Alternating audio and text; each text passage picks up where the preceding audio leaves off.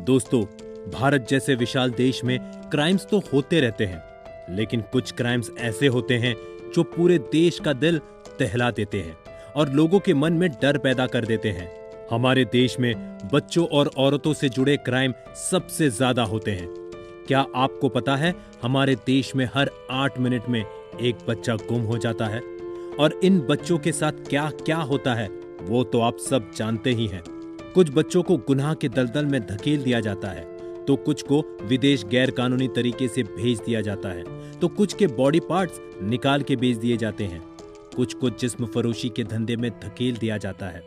कुछ बेचारे बच्चे तो सीरियल किलर के हाथों भी मारे जाते हैं। मिसिंग रिपोर्ट के अनुसार 2019 में करीब 17,138 बच्चे लापता हो गए थे अपने घर से।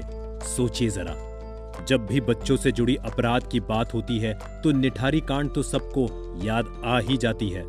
निठारी कांड ने तो पूरे देश को हिला के रख दिया था। सब सोचने पे मजबूर हो गए थे कि कोई इतना भयानक अपराध कैसे कर सकता है।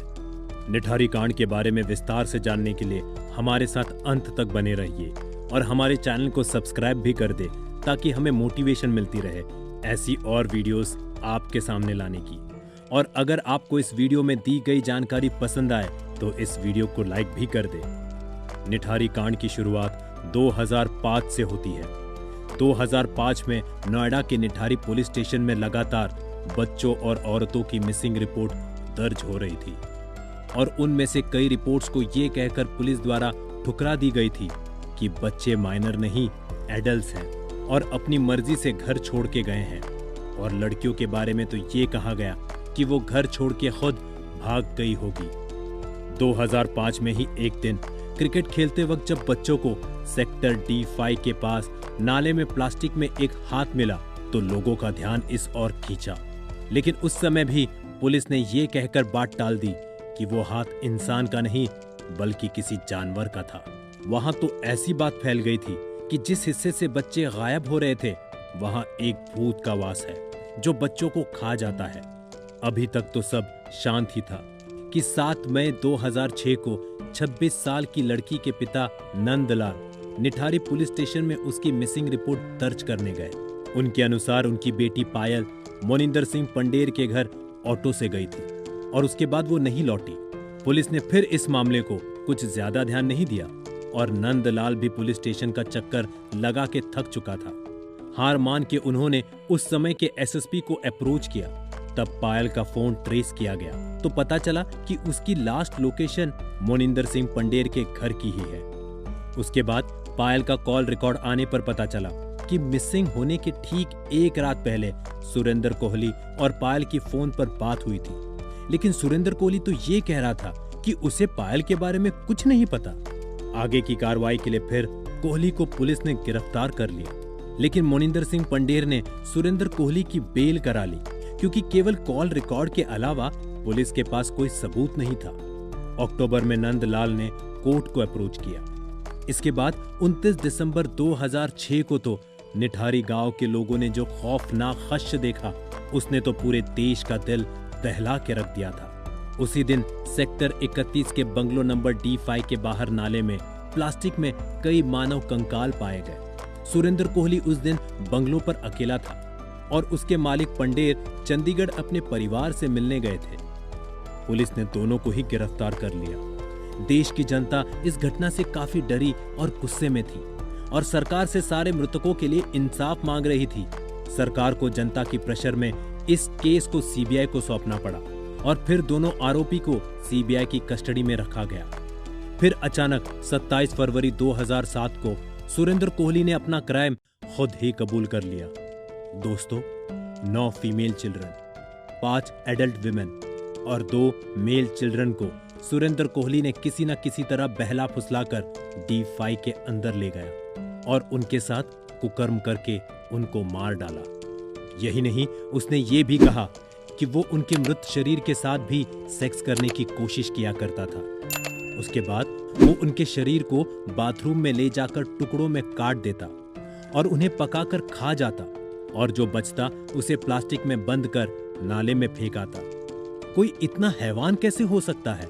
सीबीआई के जांच में ये भी पता चला कि पंडेर वहां की चौकी इंचार्ज को नियमित रूप से रिश्वत दिया करता था। आखिर वो ऐसा क्या काम करता था कि उसे पुलिस को रिश्वत देनी पड़ती थी? जो भी हो, ये पता लगते ही सरकार ने नोएडा से 2 लोगों की टीम वहां भेजकर वहां के एसएसपी, एएसपी, सर्कल ऑफिसर और 3 चौकी इंचार्ज को सस्पेंड कर दिया। 2007 में ही ministry of women and child development ने अपनी टीम निठारी भेजी तो जांच पड़ताल में पता चला कि बॉडी पर जो कट किए गए थे वो ऐसे थे जैसे बॉडी पार्ट्स को निकालते समय की जाती है। इसकी पुष्टि डॉक्टर विनोद कुमार ने की, जो नोएडा के चीफ मेडिकल सुपरिटेंडेंट थे। सीबीआई को फिर भी कोई पुख्ता सबूत नहीं मिले। वही कोहली ने अपने लिए कोई वकील नहीं किया, बल्कि वो अपना केस खुद ही लड़ता रहा। 10 सितंबर 2009 को इलाहाबाद कोर्ट ने 14 साल की रिम्पा हलदार के रेप और मर्डर केस में कोहली और पंडेर को दोषी पाया और उनको मौत की सजा सुनाई। लेकिन बाद में फिर कोहली को उम्र कैद की सजा हुई और पंडेर अपराध मुक्त हो गया इस केस में। इसके बाद 24 जुलाई 2017 में पिंकी सरकार के रेप और मर्डर केस में कोहली को फिर सजाए मौत दी गई। 16 जनवरी 2021 को सुरेंद्र कोहली पर 12 निठारी केस में आरोप साबित हुआ और 13वें केस में बायोलॉजिकल एविडेंस नहीं होने की वजह से मुक्त कर दिया गया। आज दोनों आरोपी अपने अपराध की सजा तासना जेल में काट रहे हैं। दोस्तों, कोहली की बात सुन के ऐसा लगता है कि वो एक साइको किलर है।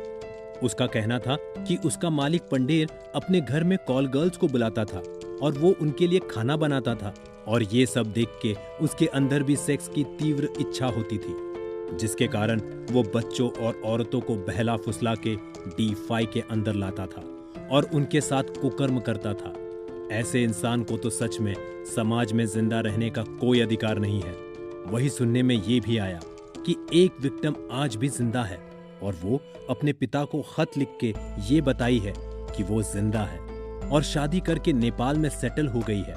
अब इस बात में कितनी सच्चाई है ये किसी को नहीं पता। लेकिन सोचने की बात ये भी है कि 2005 और 6 में निठारी में करीब 50 बच्चे गायब हुए थे, जिसमें से सिर्फ 16 बच्चों की डेड बॉडी मिली है। तो फिर बाकी के बच्चे कहाँ हैं? उनके साथ आखिर क्या हुआ? शायद आपको पता नहीं होगा कि 2014 में सुरेंद्र कोहली की मां उससे मिलने जेल गई थी और करीब 45 मिनट तक उनकी बातचीत हुई थी।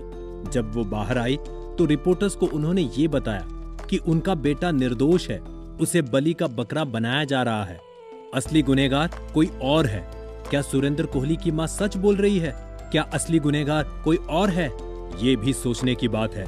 अगर सुरेंद्र कोहली बॉडी के पार्ट्स नाले में फेंकता था तो लोगों को बॉडी सड़ने की स्मेल क्यों नहीं आई? दोस्तों, 17 साल हो गए निठारी कांड को, लेकिन अभी भी निठारी कांड में कई ऐसे केस हैं जिसे सुलझाया नहीं जा सका है और कई ऐसे सवाल हैं जिसके जवाब अभी तक नहीं मिले हैं। दोस्तों, निठारी कांड में बच्चों और औरतों के साथ जो बर्बरता हुई है वो भूलने के लायक नहीं है। कोई कैसे छोटे छोटे बच्चों के साथ रेप और फिर उन्हें काट के खा सकता है? ऐसा तो कोई पागल इंसान ही कर सकता है और ऐसे इंसान को समाज में जीवित रहने का भी कोई अधिकार नहीं है। अगर कोहली सच में ये सब करता था तो उसके लिए तो मौत की सजा भी कम है। दोस्तों, लेकिन जैसे कि उसकी मां कह रही है कि वो निर्दोष है और असली गुनहगार कोई और है, तो शायद अभी और जांच की आवश्यकता है। लेकिन हमें अपने न्याय प्रक्रिया पर विश्वास रखना चाहिए। दोषी को सजा जरूर मिलेगी, जैसे कि हम जानते हैं कि दोनों अपराधी अभी तासना जेल में हैं और सुरेंद्र कोहली को कभी भी फांसी हो सकती है। तो दोस्तों, कैसा लगा आपको हमारा आज का वीडियो? हमें कमेंट बॉक्स में जरूर बताएं और हमें यह भी बताएं कि आप नेक्स्ट वीडियो किस टॉपिक पर देखना चाहते हैं। इस वीडियो ने तो हमें यह जरूर सिखा दिया कि अगर हम अपने और अपने परिवार के लिए सतर्क और सावधान रहे तो कई अपराध रोके जा सकते हैं। तो दोस्तों, सतर्क रहे और हमारे चैनल को सब्सक्राइब भी कर दें। और अगर आपको इस वीडियो में दी गई जानकारी पसंद आए तो इस वीडियो को लाइक करें और अपने प्रियजनों के साथ इसे शेयर करें।